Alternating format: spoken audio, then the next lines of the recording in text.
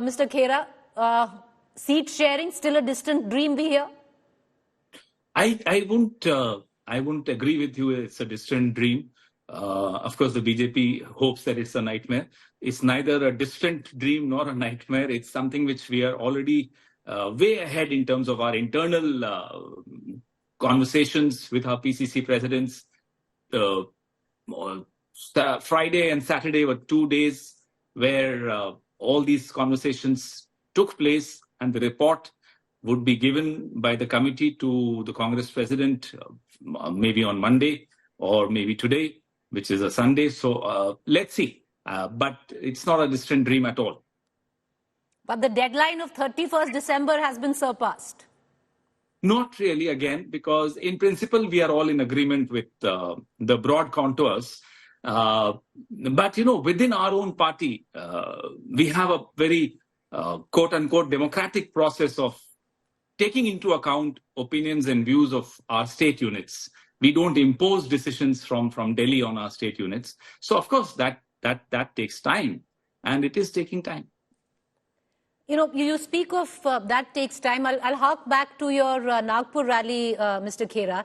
On the same day where you kick-started your 2024 campaign, there were people within your party, senior leaders like Ashok Chavan, who openly said that, the 23-seat demand by Uddhav Thackeray Shiv Sena will never be entertained. So, while we say that all is well, clearly on ground it doesn't quite seem so. Preeti, I think the Congress party is the father or the mother of coalition politics in India.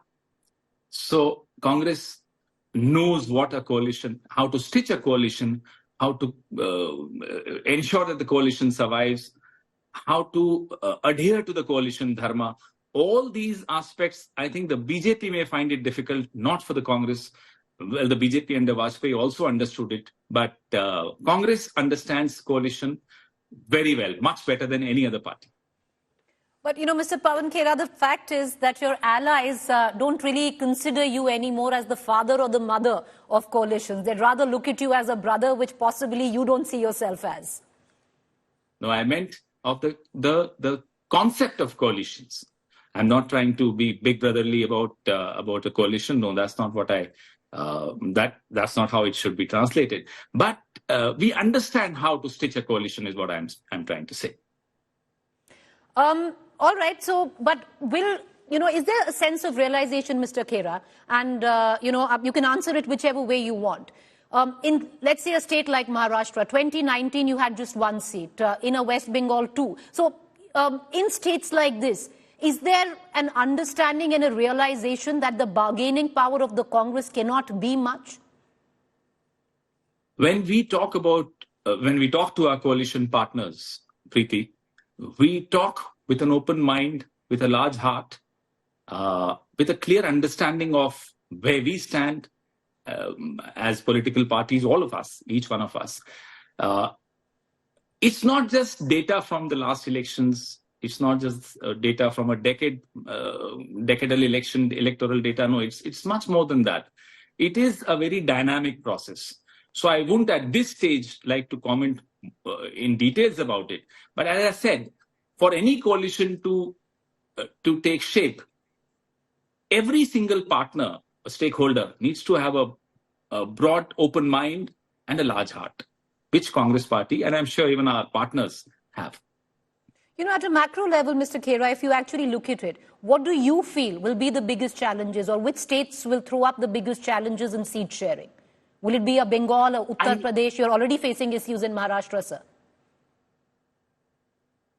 I don't see any major challenge coming our way in terms of which state will throw a challenge. Well, everything is a challenge. Politics is nothing but a series of challenges within the party, outside the party, within a state, everywhere. The challenges is not something, it doesn't have any negative overtones. So we are happy to negotiate with these challenges. But not tell me which are those challenges, or which leaders or which states will be those challenges. It's a very fine art of Preeti, of balancing the aspirations of our state units don't forget, we are dealing with a national election. The perspective has to be national. Issues would be national. Compulsions would also be national. Doesn't mean that we do not take into account, doesn't mean that we do not consider the strengths and the weaknesses of our state units. But ultimately, it's the India Alliance, Mr. Khera, and it's something which, the top leadership of the Congress has also reiterated. It's not the Congress fighting the election, but the India Alliance. So do you see state units falling in line with that? Absolutely. It's just a matter of long-drawn conversations. Believe me, for any consensus within a party, within an alliance, conversations are important, and those conversations are taking place in a very, very congenial atmosphere. We are talking to each other, our allies also, in a very, very congenial atmosphere. Mr. Khera, do you agree that, with some of your allies echo very openly in television studios now as well, that the Congress has been a little slow in, forget about seat sharing, but even looking at the cohesiveness of this alliance, where till now, of course, understandably, you were busy with the 5-state election. Now you're embarking on a 90-day yatra. Political expedition should be welcome, but maybe not at the cost of an alliance? No, I would say, look, we are talking about a national party. You can only compare a national party with another national party. Regional parties have the advantage of maneuverability, of speed, which national parties, whether it's the BJP or the Congress, unfortunately do not have. But that's the nature of size. I mean, the size really is huge. We are present in every district of the country. We need to take into account several factors: state factors, local factors, regional factors, of course, national factors. All these factors do take time in addressing. And you don't see the alliance falling collateral to that, because many would say that this would be an exercise, the yatra that I'm speaking of, the next 90 days, in building your own party unit, energizing your own cadre. What comes off the India Alliance then? No, it's not just energizing our cadre. It's the message. And the message is, I'm sorry, as you know, the message is not just the Congress message. This is the message of the Constitution, which all our allies are also worried about. Believe me, some of the BJP and NDA allies are also worried about. So when we are talking about saving the Constitution, we are talking about social, economic and political justice. We are not just talking about the Congress ideology. We are not just talking about the Congress agenda. This is the agenda of the opposition. This is the agenda of India. So I don't see how a yatra comes in the way or becomes an obstruction to any other process being adopted, being followed by the India Alliance or by the Congress party. Yatra just fits into it very well. Okay, let me ask you one more question with the yatra. This time around, the second version, your yatra is going to pass through states which have very different demography, topography, political landscape. In many of the states that you're going to pass through, of the 14, you actually came in with a zero figure in 2019, Pawan Khera. Would you think this yatra could change it so quickly this time around, coming at the back of a rout in the Hindi heartland in the state elections? There are several aspects to your question. Number one, the word that caught my attention was rout. It's not a rout. Our vote share is not just intact. Some states it's also gone up.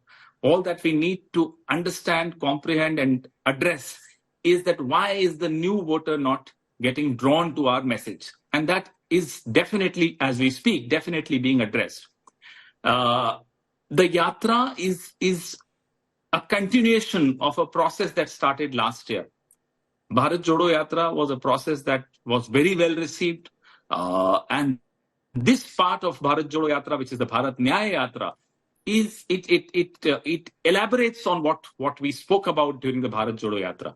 So definitely it has a lot of takers. The country needs this kind of a message. The country needs articulation of the concerns that our younger generation has.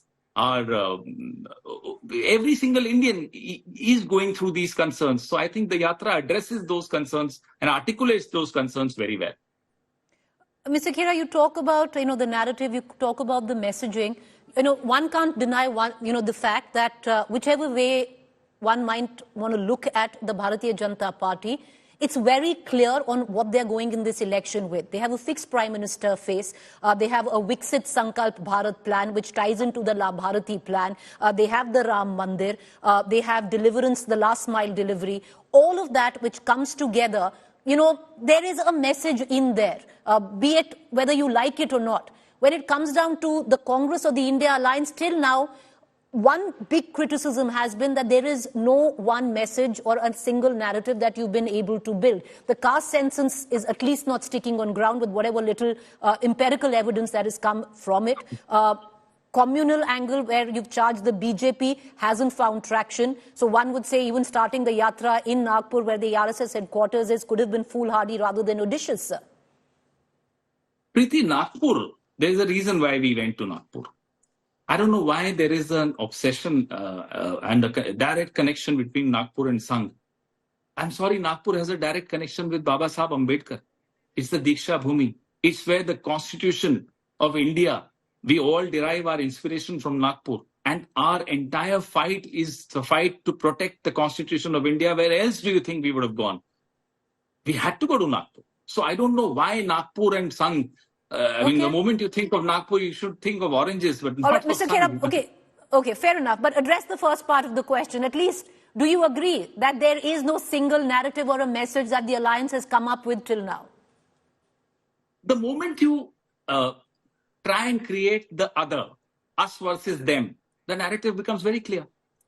Hatred is a glue which attracts very immediately. Hatred is something which is very easily articulated, very easy to fan passions around hatred, very difficult to tread the path of the Congress party, which is of love, which is of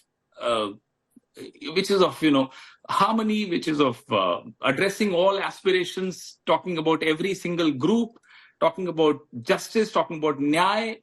These are not easy concepts to A, comprehend, to B, articulate, to C, electorally use them. It's not easy. Who said it was going to be easy? And we are absolutely fine with a difficult path. We are aware of the challenges of articulating these concepts. But the moment these concepts get simplified, people start relating to these concepts immediately. They understand that if the government is not agreeing to caste census, well, here is the data. Here is the evidence that there's been injustice to several castes.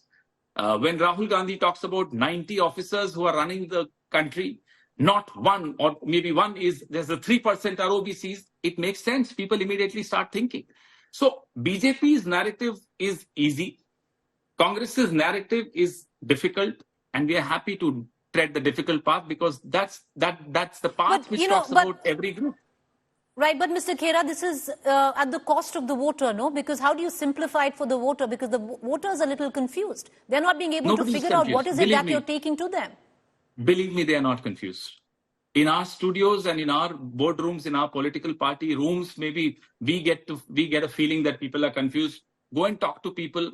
In Rajasthan, in Madhya Pradesh, in Chhattisgarh, we may have lost the election, but talk to people. They are understanding what we're talking about. But of course, in the heat and dust and the loudness of our elections, a lot of messages get lost. But messages of Bharat Jodo Yatra stick. They have a resonance even today. And believe me, you will see resonance of the Part 2 Yatra also very loud and clear in the weeks and months to come. The question which is often dogged your alliance, Mr. Khera, is that who's going to lead it? Now, in your last meeting, you've had somebody like a Mamta Banerjee, supported by Arvind Kejriwal, mooted the name of Mr. Kharge. However, your own party is not seemingly have not echoed the same thought. Mr. Kharge himself responded to it immediately, so I don't see any reason for me to comment on it. In any alliance, in elections, in politics, in any party, it's the base and not the face which matters. It's the kind of issues that you raise that matter. It's the kind of resonance of those issues that matter. I think it's very premature to even start talking about this. Would the India Alliance actually go into this election without a prime ministerial face, Mr. Khera? I think the question to be asked is that what are the issues that India Alliance will 1, 2, 3, 4, 5. What are the 5 issues on which India Alliance will go to the people? People want to know about issues. Enough of a face. We've had a face for 10 years, for God's sake, and what has that face done? Many would turn around, Mr. Khera, and say that the Congress has been trying to prop up a face for many years itself in the form of Mr. Rahul Gandhi. Priti, I remember 2004, before the elections, similar questions were asked. There were not many channels then, but whatever channels we had, this question would be asked to everyone. Who is your face? 2004, oh, there is a solid, charismatic face of Atal Bihari Vajpayee. Who will counter Atal Bihari Vajpayee? What happened? This country is too wise to get caught in this debate of which is your face, what is your... That's not what the people are interested in, believe me. Okay, I'll ask you last 2 questions. What's going to be so different which wasn't there in 2019? You spoke of NYAY in 2019. Nobody, there was no traction for that. You're talking of NYAY in 2024. What's different in this election? Preeti, 2019 was not a normal election. The events that preceded the elections took care of everything else. I mean, that they overshadowed every concept, every campaign, every other issue raised by any other party. So we cannot compare 2019 with any other election which took place in the past or which will take place in the future. Okay. The concept of NYAY after Bharat Jodo Yatra and now through this Yatra gets further clarified, gets further defined.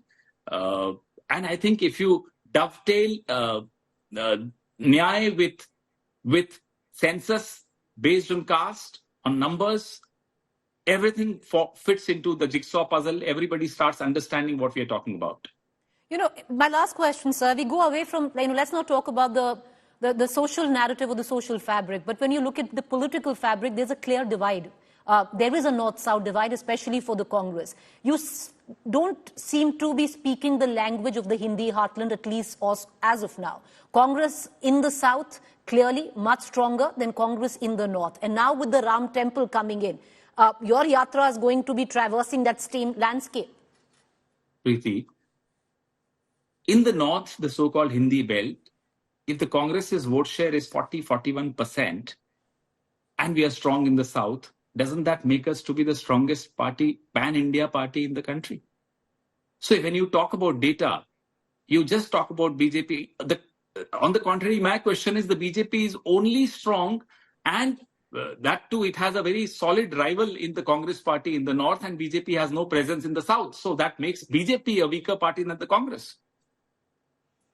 Well, right now, at least perception-wise, it doesn't seem so, Mr. Khera, but data is what counts, no? 40-41% in the north and very strong in the south. That makes us one strong pan-India party.